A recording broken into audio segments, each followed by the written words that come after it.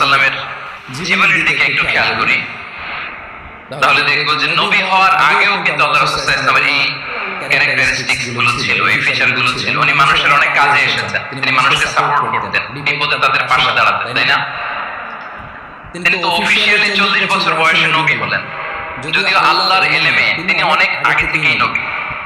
কিন্তু দুনিয়াতে আল্লাহ রাসূল সাল্লাল্লাহু আলাইহি ওয়াসাল্লাম যখন 40 বছর বয়সে উপনীত হলেন, তখনই তো হেরা গুহায় নাযিল হলো, ইকরা বিসমি রাব্বিকাল্লাযী খালাক, read in the name of your lord who has created.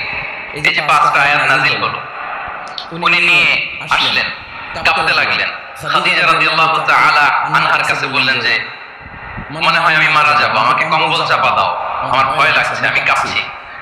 তখন খাদিজা রাদিয়াল্লাহু তাআলা আনহা ওনাকে আশ্বস্ত করলেন, ওয়াল্লাহি লা ইউখজিকাল্লাহু আবাদা, আপনি ভয় পাবেন না, আল্লাহ আপনাকে অপদস্থ করবেন না। ইন্নাকা লা তাসিলুর রাহিমা,